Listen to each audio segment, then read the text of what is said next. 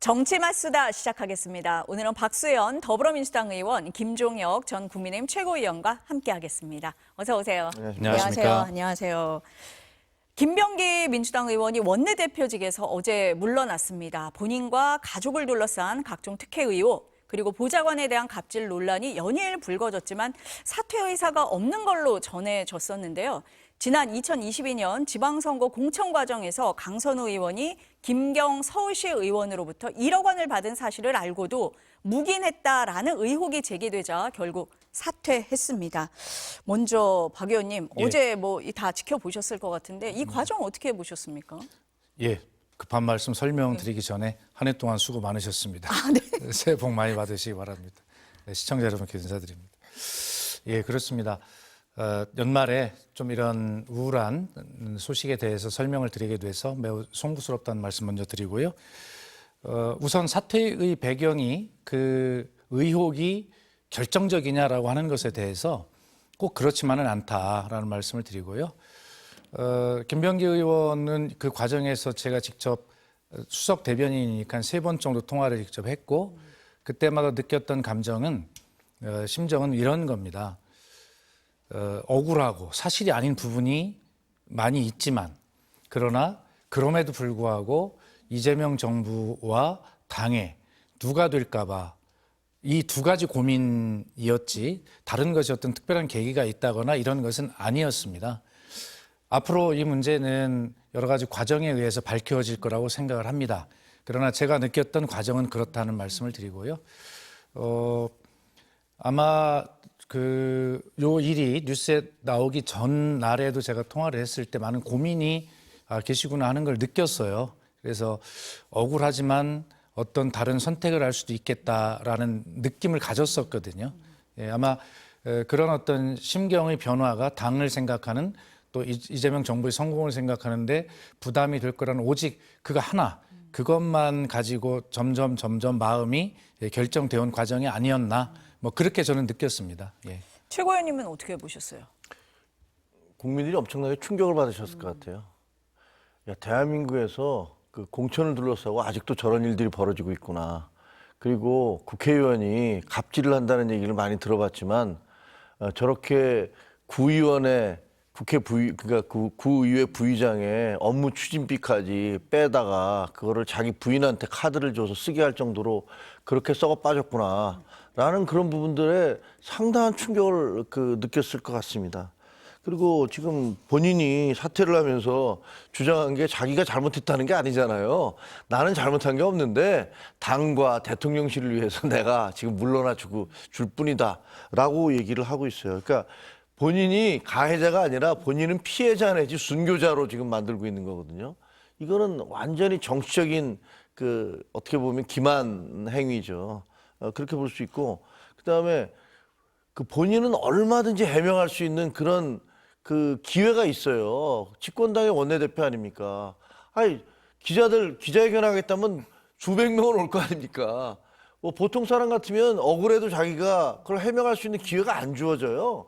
그렇지만 집권당 원내대표이기 때문에 언제든지 뭐든지 자기가 억울한 일이 있으면 해명할 수 있습니다. 근데 해명 하나도 안 했잖아요. 이렇게 얘기할 겁니다. 그 전에 내가 사안에 대해서 해명하지 않았느냐. 그분이 해명한 게 다 사실이 아닌 걸로 대부분 드러났고 그 해명할 때마다 그 반박, 무슨 소리냐 이런 것들이 있는데 이렇게 나왔어요. 거기에 대해서 추가로 해명을 못했어요. 그러니까 결과적으로 보면 저분은 지금 자기가 국민들한테 석고 대죄하고, 저는 민주당을 위해서라도 저분 제명해야 된다고 생각합니다. 당에서 제명을 하고 무소속으로 의원직까지 사퇴해야 된다고 저는 보지만 그러면 할 일은 없겠죠. 그러니까 당에서 할 수 있는 일은 저분 제명하고 그다음에 모든 외피 이런 것들을 뒤집어 쓴 것을 벗어낸 다음에 수사를 받아야 된다. 그렇게 생각을 합니다. 지금 최고위원님이 수사 받아야 된다 이렇게 말씀을 하셨고 김병기 의원이 어제 입장을 얘기를 할 때 시시비비를 가리겠다 그런 말씀도 하셨습니다. 강선우 의원의 1억 수수 의혹 서울경찰청에 배당이 됐고 수사가 시작이 됐습니다. 어제 저희 MBC가 김병기 의원 그리고 강선우 의원의 녹취를 추가로 보도했는데요. 일부분 들어보시겠습니다. 하여튼 돈부터 돌려드리세요. 정말 이게 원칙으로 해결해야 됩니다. 그거 없어도 행복하겠습니다. 이 문제에 대해서는 그러니까 안 들은 거로 하겠습니다. 어쩌자고 저한테 그걸 상의하셔가지고 저랑 만났다든지 저랑 상의했다든지 이런 얘기를 갖다 일치하지 마십시오. 누구한테 그 주위에 있는 사람한테 소개받지 말고요. 정말 그냥 어디 찾아가세요. 로펌이라도 찾아가가지고요. 주위에 가까운 사람한테 해서 그 가까운 사람이 같이 지금 수렁으로 빠져들어갈 수 있어요. 강선우 의원이 돈을 받았다면서 당시 공천관리위원회 간사였던 김병기 의원에게 상의를 하는 내용입니다. 그랬더니 김병기 의원이 주변에 알리지 말라 이렇게 당부를 합니다. 두 사람의 대화 김병기 의원이 녹음을 했고 제3자와 공유를 했습니다. 왜 녹음을 했고 왜 묵인했을까 의문점이 많은데 박 의원님 혹시 당 내에서 이 부분에 대해서 김병기 의원이 혹시 설명을 했다든지 뭐 공유된 내용이 있습니까? 전혀 없습니다. 없습니까? 예, 오히려 시청자께서는 또 국민께서는 당 지도부나 또 혹시 정청래 대표는 이런 이야기를 듣지 않았을까? 뭐 김병기 전 원내대표나 강선우 의원으로부터. 그러나 오히려 이런 문제일수록 더 어렵습니다. 그렇기 때문에 당 대표나 당으로서는 할 수 있는 시스템적으로 할 수 있는 윤리감찰을 지시하거나 이거 외에는 뭐 다른 것들을 할 수 있는 조치도 없습니다. 그렇기 때문에 이것은 앞으로 그런 어떤 과정을 통해서 정확하게 밝혀질 일이라고 생각됩니다만 당장 지금 앵커께서 말씀하신 누구나 국민께서 그러면 돈은 받았다는 거야, 안 받았다는 거야? 돈은 돌려줬다는 거야, 안 돌려줬다는 거야? 이 녹음은 왜 한 거야? 뭐 이런 어떤 일반적으로 가질 수 있는 질문들이 있지 않습니까? 저도 궁금합니다. 수석 대변인이지만 왜 저렇게 된 거지? 라고 하는 것이. 그러나 지금까지 분명한 것은 강선우 의원은 이제 수수 의혹인 것이고요. 그다음에 김병기 전 원내대표는 묵인 의혹인 것이지 않습니까? 그런데 분명한 것은 지금 언론의 질문을 제가 많이 봤는데 그 묵인도 사실은 저런 녹취에 의해서 분명하게 무슨 어떤 자기의 논리는 있지만 그러나 공관위의 간사로서 저 사실을 안 이상 저렇게 그냥 덮자고 한 것, 덮으라고 또 뭐 가르치는 준 것, 뭐 이런 것들 자체가 좀 큰 문제라는 것 아니겠어요? 그래서 일단 당으로서는 일단 어제의 상황에서 윤리감찰 지시는 당 대표는 강선우 의원에게 일단 수수 의혹을 받는 당사자이기 때문에 거기에 대해서만 감찰 지시를 했지만 어제 원내대표를 사퇴한 날이고 또 여기는 이제 수수와 좀 관련이 좀 떨어진 이제 어떤 묵인 의혹 뭐 이런 것이기 때문에 어제로서는 이제 여기까지 감찰 지시는 하지 않은 것이거든요. 그래서 제가 이것은 별개다라고 말을 했지만 완전히 연관이 없는 딴 사건이라는 것이 아니라 어제의 상황에서는 그렇게 좀 일단 나누어 볼 수밖에 없었다라는 그런 취지의 설명이고 지금 말씀하신 그런 궁금증에 대해서 수석 대변인인 저로서도 시원하게 드릴 수 있는 말씀이 없어서 좀 매우 죄송스럽게 생각합니다. 예. 그러면 어제 정청래 대표가 강선우 의원에 대해서는 윤리감찰단 조사를 지시를 했고 김병기 의원은 안 했는데 네. 뭐 순차적으로 이제 진행이 돼 가는 과정에서 뭐 당에서 조사가 있을 거다 이렇게 이해하면 됩니까? 뭐 그럴 가능성도 배제를 할 수 열려 없겠죠. 있다, 그런 일단 부분도, 예. 예, 강선우 의원에 대한 윤리감찰을 진행을 하면서 거기에서 어떤 결정적인 또 사실이 나오거나 한다면 뭐 당으로서는 그런 추가 조치를 안 할 도리가 없겠죠. 그러나 그것은 현재로서는 알 수가 없는 일이고 우선 정확하게 두 사건 다 보면 고발이 되고 있는 그런 상황 아니겠어요? 그렇죠. 예, 그렇기 때문에 어차피 경찰의 수사는 피할 수가 없는 상황이기 때문에 이 문제는 당과는 또 별도로 수사가 진행되면서 지금 질문하신 궁금증들이 밝혀지리라 그렇게 생각합니다. 어떻게 보세요? 이 사안을 지금 저희가 추가 녹취도 들려드렸는데 어떻게 들으셨습니까? 그러니까 저게 예. 결과적으로 그 김경이라는 시의원이 그 부동산 다주택자로 인해서 공천을 못 받게 된 그런 위기 상황이었잖아요. 근데 강선우 의원이 찾아가서 의원님 저 좀 살려주세요. 저 죽게 생겼어요 하면서 울면서 울먹이면서 그러셨습니까? 왜 자기가 죽게 생겼겠습니까? 돈은 받았는데 공천은 안 될 것 같고 그러면 이제 자기는 죽겠다. 이 사람이 이제 폭로할 것 같다. 그러니까 내가 어쩌자고 이런 짓을 뭐 이런 얘기 막 나오잖아요. 근데 그 정황을 보면 뭐 너무나 뻔한 불보듯 뻔한 거 아닙니까? 그러니까 찾아가서 그렇게 했는데 더 이상한 건 김병기 원내대표는 그 얘기를 들으면요. 그 사람을 그 공천이 됐던 사람이라도 취소시켜야 돼요. 그렇지 않습니까? 아니 국회의원한테 1억씩 싸들고 가서 공천 달라고 하고 그다음에 아마도 협박한 것으로 보이는 그래서 국회의원이 지금 사색이 돼서 찾아온 그런 상황이라면 그 시의원은 후보는 당연히 잘라야죠. 발표 1시간 전이라도 가서 이 사람 큰일 났다. 이거 안 된다라고 잘랐어야 돼요. 근데 오히려 공천이 불투명하던 사람이 그 다음날 단수 공천이 됐어요. 그럼 이건 뭘 얘기하는 거겠습니까? 뭐 나는 아무 잘못이 없다. 나는 막았다. 이렇게 얘기하지만 지금 저 내용이 녹음이 된 거 아니에요. 김병기 의원이 녹음했다는 거 아닙니까? 그러니까 본인은 말은 저렇게 해서 자기 알리바이를 만들어 놓고 자기는 나는 하지 말라고 그랬어? 라고 얘기해 놓고 실제로는 말은 그렇게 하고 행동은 공천을 준 거예요. 그러니까 이건 더 부도덕하다고 얘기할 수가 있겠죠. 그래서 지금 사람들은 민주당에서 그 시의원 후보가 되려면 공천 받으려면 정가가 1억인 거야? 뭐 이런 생각 안 하겠습니까? 지금 이제 그 지방선거 앞두고 아마 여러 사람이 자기들끼리 많은 얘기를 할 거예요. 야, 봐. 뭐 겉으로는 무슨 얘기해도 결국은 다 돈이야. 돈으로 다 공천하는 거야. 이런 얘기들 아마 무수히 할 겁니다. 시의원, 구의원 뭐 이런 사람들 후보들. 그래서 대한민국의 어떤 정치 문화를 거의 바닥으로 다시 끌어내린 그런 상황이고 솔직히 말하면 저게 저 두 분만 저랬는지 다른 사람들은 안 그랬는지 그거 잘 모르겠어요. 그래서 이게 무슨 뭐 긴 얘기할 거 없고 뭐 윤리 감찰 그런 거 누가 믿습니까? 수사를 빨리 해야 돼요. 저는 그 당에서 고발을 했으면 좋겠어요. 민주당에서 이런 것들은 우리가 참을 수 없다. 우리 당으로서 우리 당의 명예를 실추시켰다 해서 고발 조치를 해서 저분들이 수사를 받도록 하는 게 그나마 국민들에게 가한 마음의 상처를 조금이라도 씻어주시는 것일 것이다. 이렇게 봅니다. 지금 최 의원님이 말씀을 하셨는데 강선우 의원은 뭐 돈을 돌려주라고 지시를 했다 이렇게 해명을 하고 있고 그리고 돈을 건넨 걸로 이 녹취에 나오는 김경시 의원은 건넨 적이 없다 이렇게 얘기를 하고 있어요. 그래서 1억 원이 뭐 실제로 건너갔는지 뭐 반환이 된 이 부분은 저희가 모릅니다. 그런데 지금 최고위원님 말씀을 하신 것처럼 그 김경시 의원이 당시에 다주택자여서 컷오프 대상이었단 말이에요.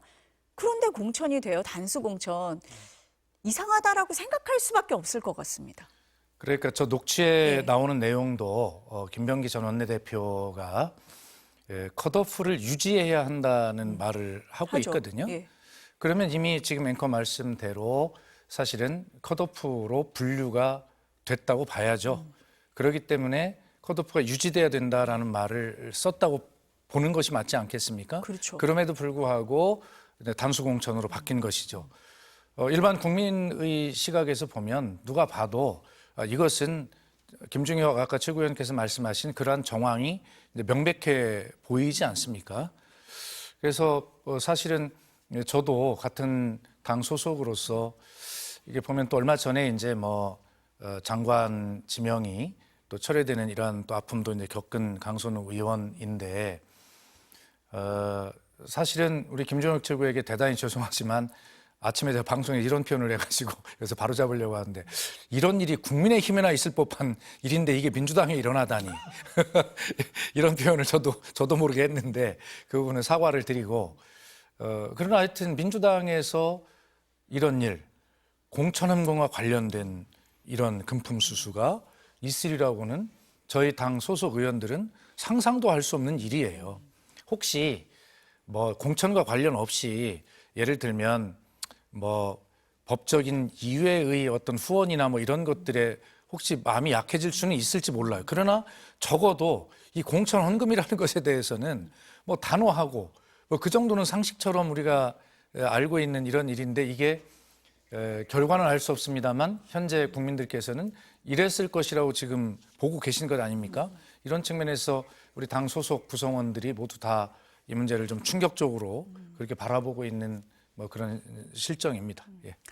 아까 최고위원님이 이게 뭐 윤리감찰단에서 조사해서 되겠느냐 이런 말씀을 하셨는데 지금 속보 나온 거 보니까 경찰에서 서울경찰청에 김병기 의원 사건 10건을 모두 배당을 해서 한꺼번에 수사를 하겠다라고 발표를 했어요. 예. 그래야 되는 사안이다 이렇게 그렇죠. 보십니까? 아니, 당연하죠. 예. 지금 우리가 기자 생활을 하면서 뭐 옛날에 요새는 이제 그런 표현 잘 안 써요. 옛날에는 비리백화점, 비리종합백화점 이런 기사 썼습니다. 왜냐하면 그 보면은 이제 막 파헤치면 파헤칠수록 여러 가지 문제점, 비리 같은 것들이 폭로되니까. 근데 사회가 많이 투명해져서 이제는 그렇게까지 그런 그 제목을 달 정도 기사는 거의 사라졌던 건데 김병기 원내대표 같은 경우는 아니, 도대체 얼마나 더 많은 게 나올까? 오히려 조마조마할 정도예요. 온 가족이 다 관계가 돼 있잖아요. 부인도 관계돼 있고 큰아들, 작은아들, 며느리, 그다음에 본인, 그 갑질, 뭐 도대체가 안 관여된 게 뭔가라는 생각이 들 정도로 이 여러 가지의 문제점들이 있습니다. 그리고 그게 보면 모두가 다 권력형 비리예요. 그렇다면 저분이 지금 저분에 대해서 당연히 수사를 해야 되죠. 근데 이제 저는 경찰이 저렇게 힘센 사람을 제대로 수사할 수 있을까라는 그 의구심은 좀 있어요. 그러니까 일각에서는 저거야말로 특검해야 된다. 저런 사람 특검해야 된다. 뭐 이런 얘기까지 나오고 있는 거니까 일단 뭐 경찰이 수사에 착수했다 그러니까 수사를 지켜봐야죠. 뭐 최고위원님 말씀하신 것처럼 경찰청이 오늘 배당을 했고 수사에 착수했다라고 하니까 그 과정은 좀 지켜보겠습니다. 그거하고 별개로 이제 김병기 의원이 원내대표직에서 사퇴를 했기 때문에 신임 원내대표 선출을 해야 되잖아요. 지금 1월 11일 날 한다 뭐 이렇게 얘기가 나오던데 김병기 의원이 그동안 그 친명계로 분류가 되면서 이제 정청래 대표 좀 개혁파잖아요. 청와대하고 사이에 가교 역할도 하고 균형치 역할도 했다. 또 야당과의 관계에 있어서도 좀 부드럽게 이끄는 역할을 했다. 이런 얘기가 많았거든요. 그러면은 새로운 원내대표는 누가 될 거냐? 친명대 또 친청 대결이 되냐? 뭐 이런 얘기도 나오거든요. 어떻습니까? 네. 예, 아유 제가 수석 대변인으로서 계속 부탁을 드리는 게 그 명청 대결이라는 말 좀 삼가해 주십시오라고 하는데 아니 임기 5개월, 6개월을 지나고 있는 네. 이 가장 힘 있는 대통령과 대결할 사람이 누가 있습니까? 그래서 혹시 명청 대결이 아니라 친청과 반청은 모르겠다. 또는 친청이나 비청은 모르겠다. 그거는 제가 그냥 봐드릴 테니까 제발 명청 대결이라는 기사는 써주지 말아 주십시오. 내년부터는 그렇게 말씀드릴게요. 네. 부탁을 드렸는데 뭐 그런 분석이 또 재미있으니까 또 이제 하실 수 있는데요. 우선 그 당정대의 조율, 소위 엇박자 뭐 이런 문제에 대해서는 정청래 대표도 지난 방송에 출연해서 유튜브에 출연해서 정확히 이야기를 했습니다만 전혀 엇박자라는 건 있지 않습니다. 워낙 소통을 잘 하고 있기 때문에요.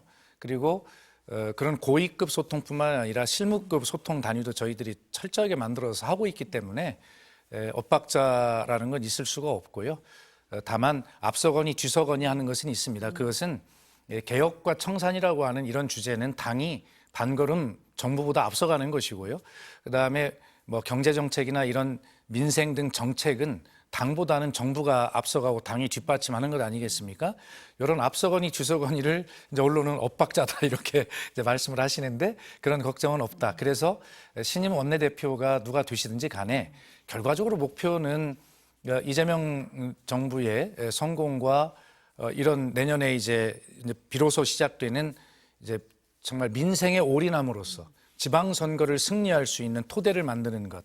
이것이 가장 중요한 것 아니겠습니까? 여기에 뭐 다른 이견을 가진 원내대표는 있을 수가 없다. 그러므로 누가 선출이 되든 그 안에 계파도 있지 않지만 설사 그런 약간의 그런 결이 다른 부분이 있다 하더라도 더 큰 목표인 민생을 통한 지방선거의 승리라고 하는 그래서 이재명 정부의 성공을 뒷받침하는 당이라고 하는 여기에는 막 한치의 오차가 있을 수 없기 때문에 그런 걱정은 안 하셔도 좋겠다 이렇게 말씀드립니다. 수석 대변인다운 정답이었습니다. 누가 거론되세요? 지금 뭐 이렇게 쭉 나오는데 저는 아닌 건 분명하고요. 저는 재선밖에 안 되기 때문에 제가 농담으로 답변할 시간을 벌기 위해서 제가 말씀을 드렸습니다. 우선 박정 의원님, 그다음에 백혜련 의원님, 한병도 의원님, 또 진성준 의원은 오늘 출마 선언을 했고요. 예. 그래서 이게 임기가 이제 결과적으로 뭐 5개월 네, 자녀임기죠. 자녀임기인데 근데 그걸 5개월밖에 안 되는 걸 하겠냐? 뭐 이런 이제 측면에서 이제 출마에 대한 관심들이 이제 많으신데 우선 임기는 자녀 임기가 맞습니다. 그것은 뭐 당원 당규상 정해져 있고요. 그 대신에 5개월 후에 또 연임 출마를 할 수 있냐? 그것도 규제하는 게 없어요. 출마할 수 있어요. 그러니까 의원들이 판단에 맡기고 당원들 판단인 것이죠. 그래서 이제 오늘 진성준 의원 같은 경우는 저는 5개월 이 자녀 임기만 정확하게 하겠습니다. 연임하지 않겠습니다. 아마 그게 이 변수가 되지 않을까. 네, 그렇다면 다른 의원들은 어떻게 생각을 할까? 아, 그러면 저렇게 5개월만 하겠다고 저렇게 간절하게 이야기하는데 의원들이 찍어주지 않을까요? 그럼 나는 차라리 다음 1년을 볼래. 뭐 이렇게 해서 출마의 어떤 변수 조합이 아마 그 임기와 관련돼서 좀 달라질 것이다. 저는 그렇게 예상합니다. 예. 어떻게 보세요? 아니 뭐 정확히 네. 말씀하셨으니까 네. 뭐 저쪽 당 사정을 제가 어떻게 아니 수석 대변인보다 네, 제가 네. 어떻게 더 잘 알겠습니까? 친명 대 친청은 아니라고 보세요? 그건 그건 당연한 아니고. 거죠. 네. 그러니까 제가 보기에는 네. 이게 남은 자녀 임기만 할 것이냐, 네, 네. 그 부분 아니면은 때문이다. 그때부터 새로 임기를 시작할 네. 것이냐를 놓고 만약에 그 후자라면 싸움 세게 붙을 것이고 전자라면 뭐 그거 5개월인데 뭐 이렇게 생각할 수 있어서 싸움이 좀 격렬하지는 않겠구나라고 생각을 했고요. 그다음에 그 어디든지 간에 그 대통령실과 무슨 저 당하고는 일정 부분 협조도 있고 갈등도 있는데 특히 이번 정부 들어서는 뭐 대통령실에서 제발 우리를 끼우지 마라라고 비서실장이 그 기자회견을 할 정도로 사이가 상당히 좀 문제가 있는 것 같은 느낌은 들어요. 그리고 대통령은 계속해서 빨간색, 파란색 가리지 않고 다 써야 되지 않느냐 뭐 이렇게 얘기하는데 정청래 대표는 저 빨간색은 다 없애버려야 돼. 뭐 이런 식의 주장을 하시니까 엇박자가 계속 나잖아요. 그래서 김정혁 최고위원님 같은 빨강색은 괜찮습니다. 아유, 그러지 마. 이렇게 얘기하면 저를 죽이는 거거든요. 엇박자 얘기하면 안 된다고 하셨는데 바로 하시면 어떡합니까? 그래서 네, 제가 네. 보복하는 겁니다. 네, 뭐 하여튼 그래서 네. 뭐 잘 하시기 바랍니다. 지금 아이고, 최고위원님이 감사합니다. 예, 예. 빨간색, 파란색 말씀을 하시니까 그 얘기로 넘어갈까요? 그러십시오. 네, 이혜원 기획예산처 장관 후보자 그 얘기입니다. 이재명 대통령이 어제 국무회의에서 발탁 배경 설명을 했는데요. 들어보시겠습니다. 빨간색은 우리나라 공동체 사람의 자격을 상실하는 겁니까? 그렇지 않죠. 여전히 대한민국 국민이고 주권자 아닙니까?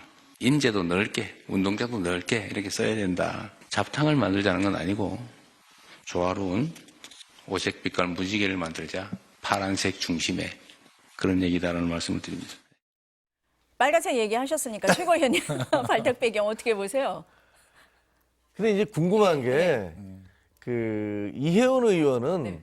본인 스스로가 그 사과를 하긴 했지만 어쨌든 윤호개인 그에 상당히 동조했던 분이시란 말이에요. 그걸 자기가 몰랐다고 얘기하는 건 말도 안 되는 거죠.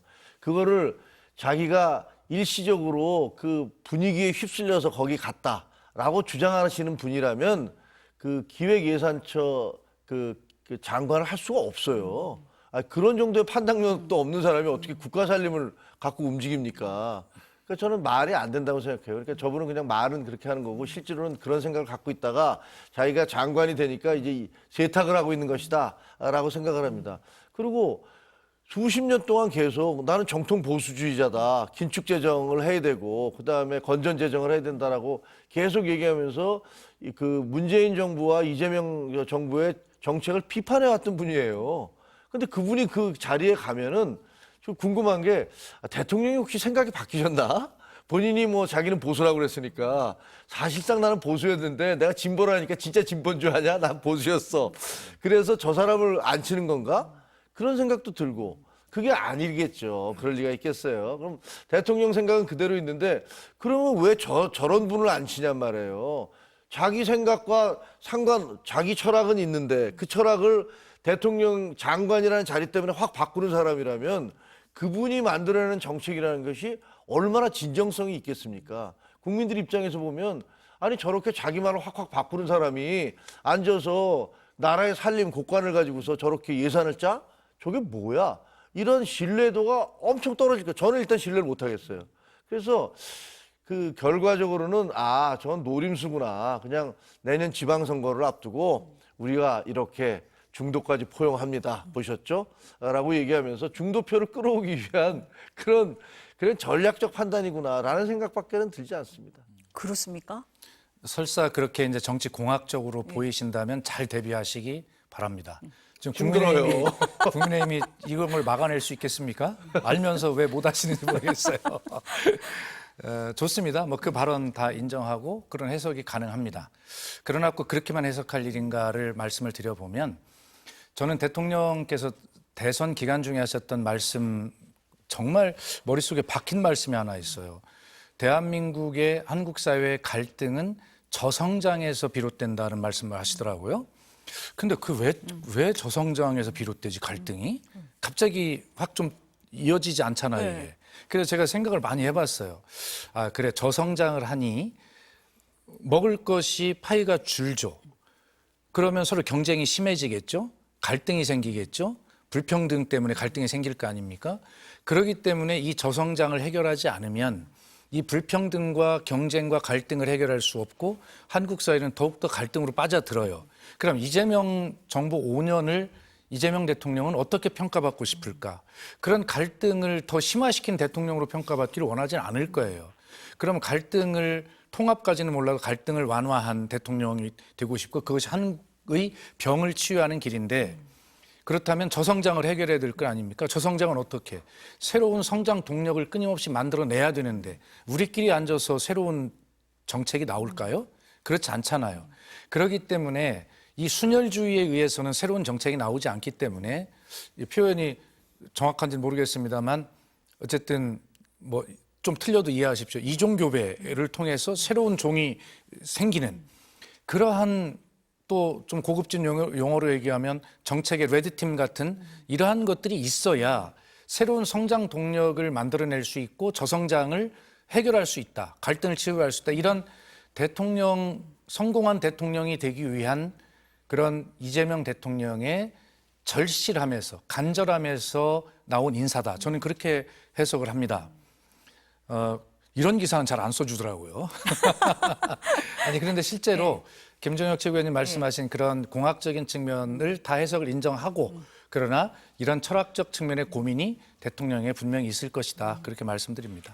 최고위원님 말씀하신 그것까지 다 생각을 해서 인사를 했다. 그럼 굉장히 전략적이신 거잖아요, 사실. 그런 측면도 네. 있죠. 어떤 정치인이 이런 철학만 생각하겠습니까? 예. 그런 이왕이면 다홍치마라고 이렇게 했는데 여러 가지 효과들이 같이 나올 수 있으면 얼마나 좋겠습니까? 야, 근데 저성장이 갈등의 원인이다라는 네. 것은 그 네. 보수의 가장 핵심적인 철학이거든요. 네. 이재명 대통령 보수인가 봐요.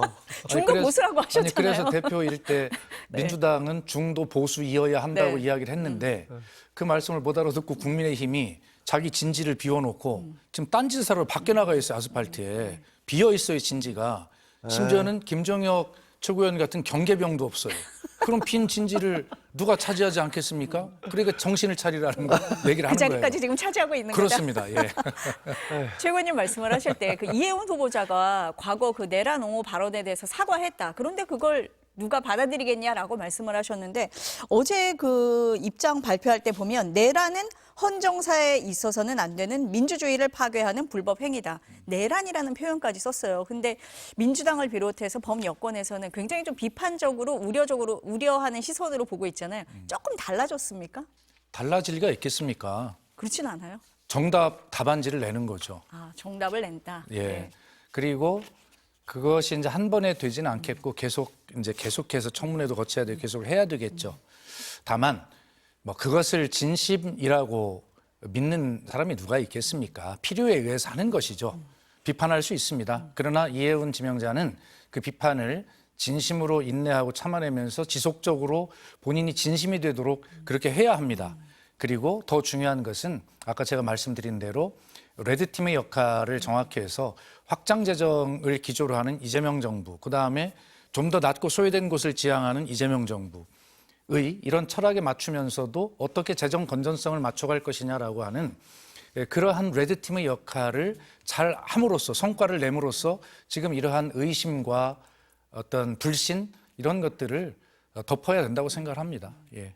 그러면 이해운 후보자 말고 뭐 해수부 장관 후보자 얘기도 나오고 보수 인사가 더 발탁될 거다. 파격 인사 또 있다. 뭐 언론은 이렇게 쓰고 있습니다. 그렇습니까? 제가 또 예. 사과드리는 게 조경태 의원에게 사과를 드리는데 아침 방송에서 네. 개인적 입장임을 전제로 기왕에 언론에 그렇게 거론이 되고 있으니까 19대 초선 때 제 옆방을 쓰셨기 때문에 의원회관에서 잘 알고 있는데 너무 성실한 의원이에요. 그래서 개인적으로 제가 너무 좋아하기 때문에 개인적 입장임을 전제로 조경태 의원이 그렇게 됐으면 좋겠다라고 말씀을 좀 드렸는데 조경태 의원께서 이게 국민의힘 지지자들에게 욕먹는 게 아닌가 모르겠습니다. 하여튼 지금 분명한 것은 어쨌든 이재명 대통령께서 그 말씀하신 취임사에서 얘기를 했어요. 박정희 대통령 정책이든 김대중 대통령 정책이든 유익하다면 쓰겠다라고 하는 것이 허언이 아니라 진짜라고 하는 것을 좀 국민의힘에서 긴장해서 듣고 잘 해주시기를 바랍니다.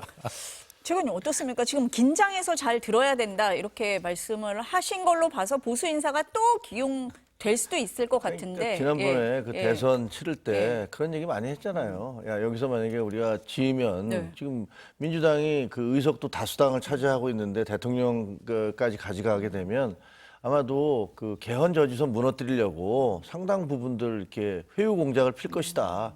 그리고 그 보수 정치인들이라는 사람들이 대부분 그 이익에 의해서 움직이는 사람들이 많기 때문에 아마 무너질 가능성도 크다. 그런 얘기들을 많이 했었어요, 사실은. 그게 지금 현실로 드러나고 있는 거예요. 모르겠습니다. 얼마나 많은 사람들이 그 뭐 각종 위기감을 느끼거나 혹은 저 자신의 이익을 위해서 이 당을 바꿀지는 뭐 알 수 없는 거고 그러지 않기를 바랍니다만 뭐 파상 공세가 이어질 거라고 예상을 하고 있습니다. 그리고요. 그 저기 이해운 후보자가 사과를 했잖아요. 그때 차가운 그 민주주의를 수호하기 위해서 길가에 나섰던 그러니까 민주당 지지자들에게 사과를 하셨어요. 근데 이해운 후보가 사과를 해야 될 사람들은 본인이 주장했던 말을 믿고서 아스팔트로 나갔던 보수 지지자들이에요.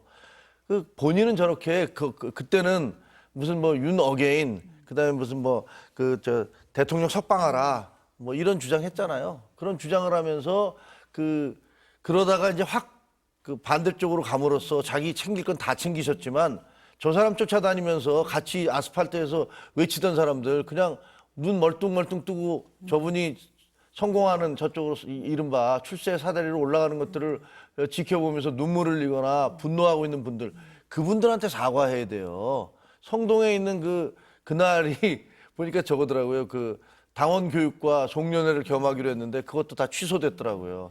그리고 그쪽에 있는 사람들 통화해 보니까 거의 멘붕 상태예요. 공황 상태더라고요. 안 그러겠습니까?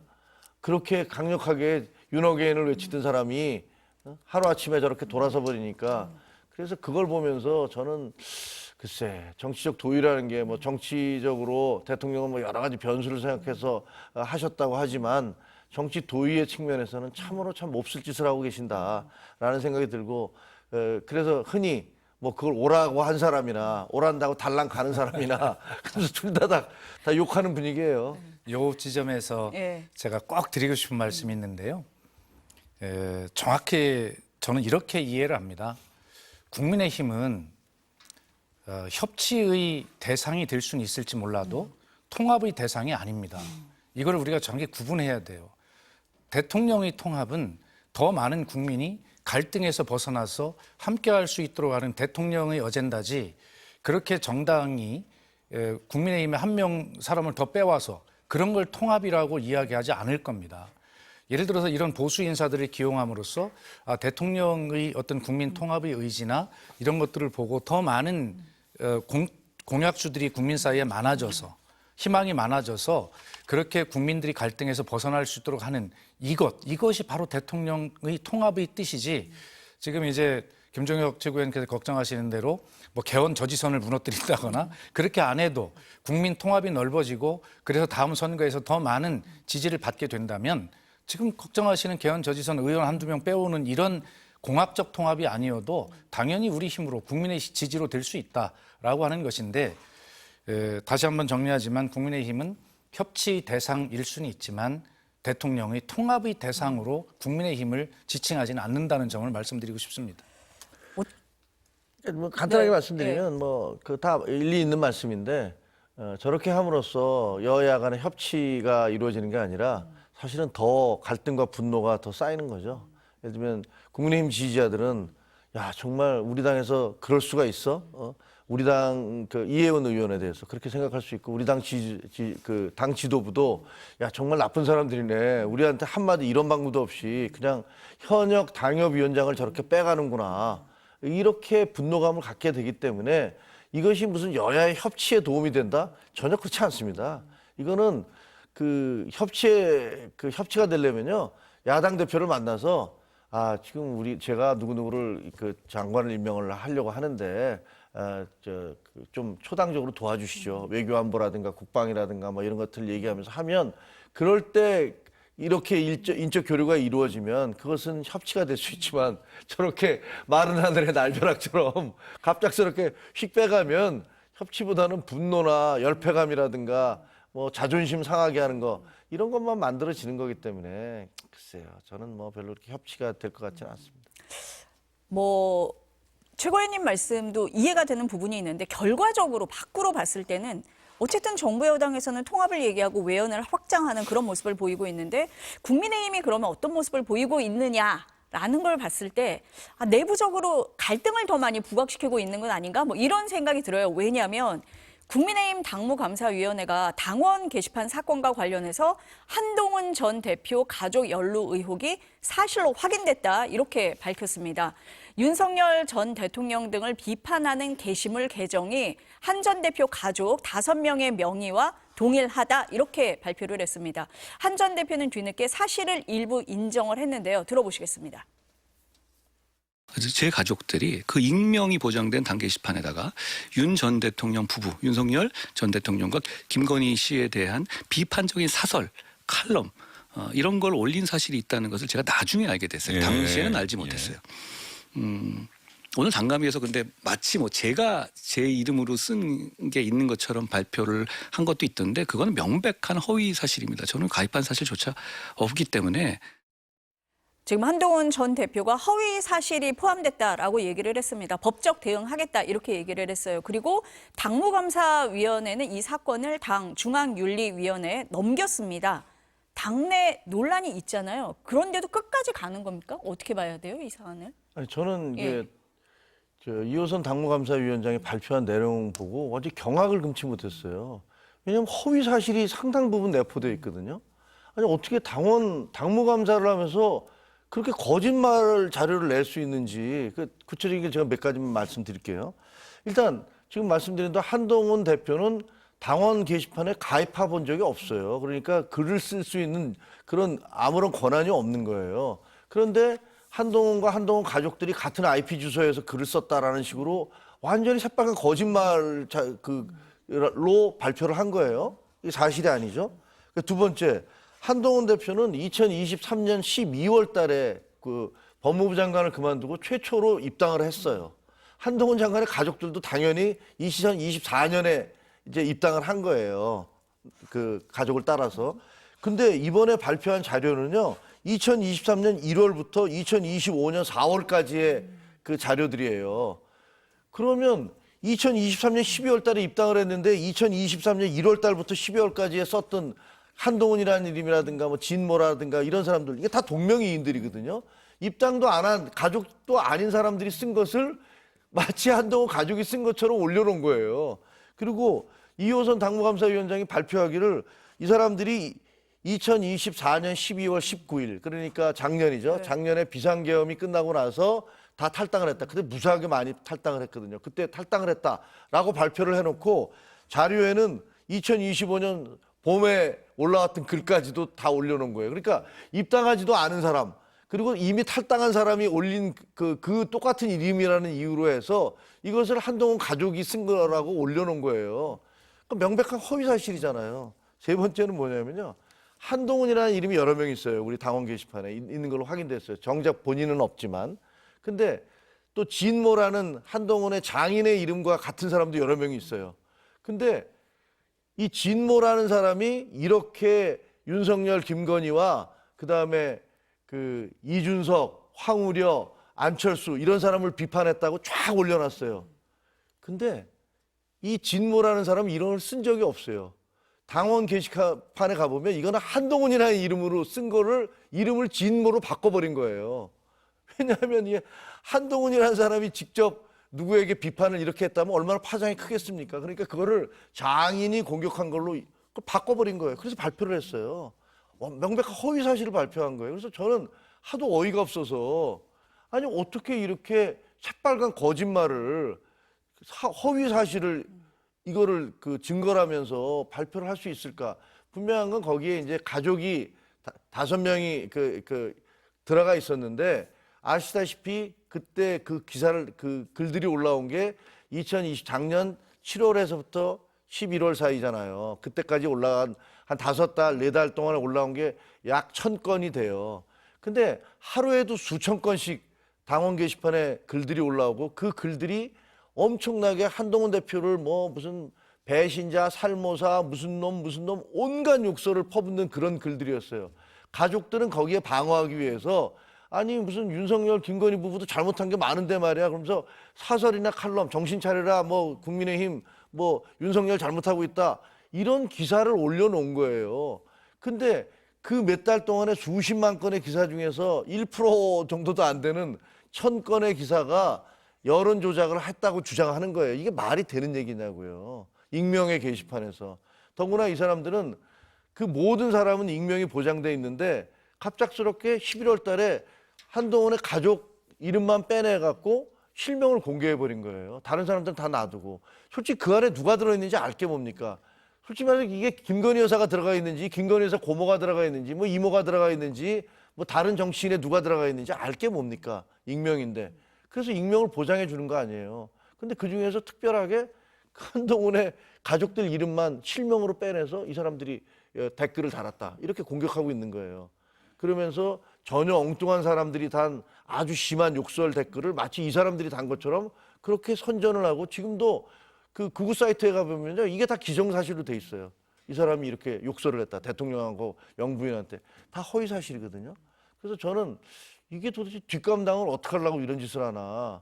아무리 한동훈이 믿고 한동훈계를 연말까지 고름처럼 짜내겠다라고 단언을 했어도 그래도 사실관계에 근거해야 되는 거 아닙니까? 이렇게 거짓말로 얘기했고 그다음에 그러다 보니까 징계위원회 그 당무감사위원회에서 무슨 누구를 징계해달라가 아니라 이 사건을 징계해달라고 지금 보냈어요. 이런 게 어디 있습니까? 윤리위원회가 아니 무슨 사물이 그 사람입니까? 사물에 대해서 징계해달라는 게 말이 됩니까?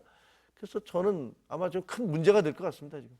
최고위원님도 중징계 위기시잖아요. 아, 그렇습니다. 위기. 예, 예. 그럼 이 시점에 왜 이렇게 한다고 보세요?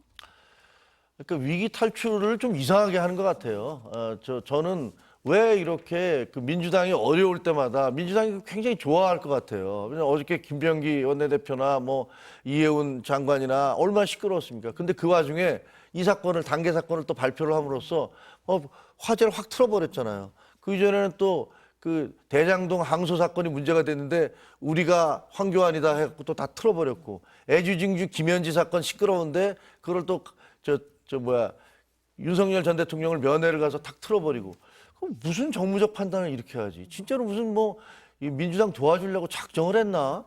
그래서 이해가 잘 안 돼요. 어떻게 보세요? 대변인님은? 아니 지금 네. 우리 김종혁 최고위원님의 설명에 푹 빠져들어가지고 저에게 질문하실 거라고 생각을 못했습니다.